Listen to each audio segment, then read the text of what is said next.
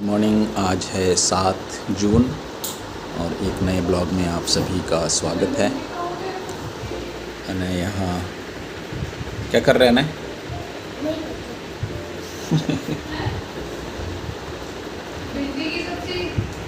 जैसे कि ये आप देख रहे हैं, कुछ नए पेपर वर्क्स मैंने शुरू किए हैं। तो पेपर वर्क्स करने का कारण है क्योंकि हमेशा हर कोई बड़ा वर्क जो लगाने के लिए लोगों के पास स्पेस नहीं होता, तो तब वहाँ छोटे वर्क्स काम आते हैं। और छोटे वर्क्स करना भी चाहिए क्योंकि उससे आपका एक स्ट्रेंथ मालूम होता है। और दूसरा, रोज़ का 1-2 काम छोटे तो हो ही जाते हैं। आप बड़ा काम जब कंप्लीट करते हैं 15-20 दिन 25 दिन लगते हैं उसमें एक काम में, जैसा कि आप रोज़ के रूटीन में देख रहे हैं।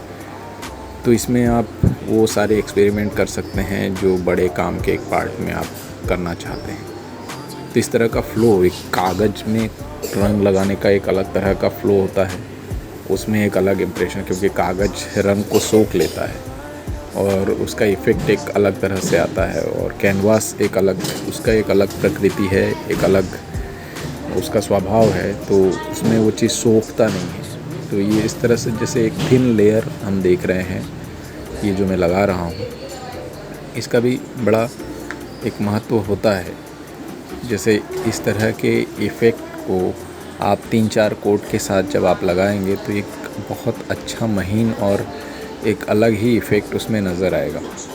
तो मैंने कई सारे चीज़ों में इसमें इंटीरियर्स के जो लाइंस हैं, जो डेप्थ है, कॉर्नर है, उसको पेंट करने का कोशिश किया है। इसमें ऑब्जेक्ट कुछ चीज़ें, जैसे वो आगे वाले इमेजेस में आपने देखे हैं, ऐसी कुछ चीज़ें आ जाएंगी जो कि अलग तरह से काम को एक अलग वे दिखाई देगा, एक अलग रास्ता उसमें नज़र आएगा।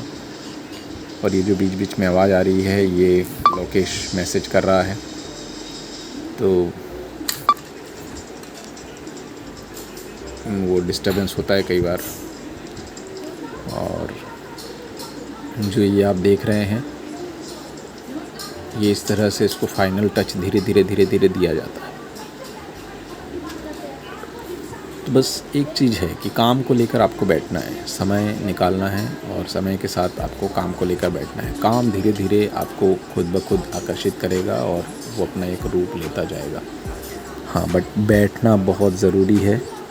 और जब तक आप बैठेंगे नहीं, ये जो जितना भी मैं बोल लूँ वो आप चीज़ों को समझ नहीं पाएंगे, क्योंकि उसका एक मूड अलग होता है, उसका एक सेटअप अलग होता है, उसकी एक भूख अलग होती है। तो ये बहुत ज़रूरी है इस तरह के मूड के साथ आपको काम करना। और अगर मैं कहता हूँ मूड नहीं भी हो तो भी बैठना चाहिए, धीरे धीरे वो मूड बन जाता है काम का। और ये प्रैक्टिकल है, हम ये चीज़ देख चुके हैं और महसूस कर चुके हैं, इसलिए मैं कहता हूँ। जो बोलते हैं ना, मेरा मूड नहीं हो रहा है काम करने का, मूड होना नहीं, वो धीरे धीरे आप रोज़ बैठने लग जाएंगे, रोज़ आपका एक रूटीन बन जाएगा। और अभी अनय और आर्या दोनों की तबीयत थोड़ी सी गड़बड़ है, गर्मी की वजह से उनको फीवर आ गया था, तो फिर उनको डॉक्टर वगैरह दिखाया।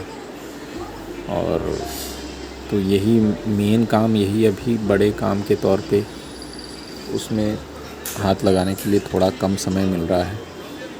तो जैसे भी हम ये चीज़ें फ़्लो जो एक देख रहे हैं, एक कलर का कॉम्बिनेशन देख रहे हैं, वो ऐसे ही डेवलप होता है कि आपको कौन से कलर के साथ कौन सा कलर जाना चाहिए, वह जाएगा। ऐसे ही आप जब तक पेपर में या कैनवास में काम नहीं करेंगे तो ये चीज़ें आपको महसूस नहीं होंगी। आपको लगा के देखना पड़ेगा, आपको एक शीट पे भी ये करना पड़ेगा कि कौन से कलर कौन सी चीज़ के साथ जाता है। तो अब बाजू में बर्थडे है, तो हम थोड़ा गिफ्ट लेने के लिए बाहर आए हैं। ये गिफ्ट शॉप है जहाँ से गिफ्ट ले रहे हैं। और इनको डॉक्टर को भी दिखाना था, तो इन दोनों को हम लेके आए थे आज।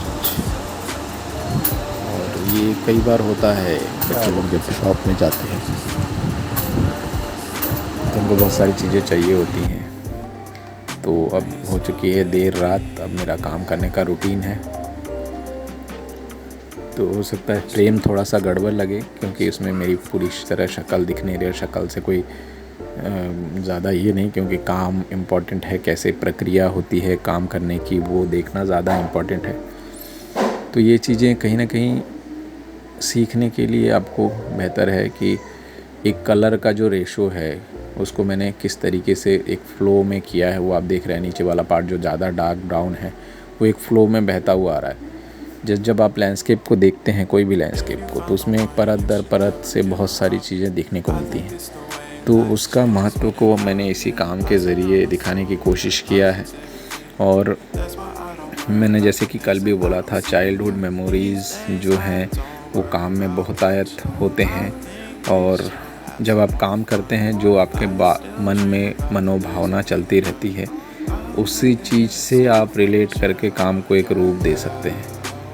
तो ये जो चीज़ें हैं वो आप ट्रायल्स के हिसाब से देखते हैं, जब बहुत सारी चीज़ें देखने को मिलती हैं और उसका एक लेयर, एक जर्नी के हिसाब से बहुत लंबे समय तक उस पर काम करने का जो एक फोकस है वो होता है।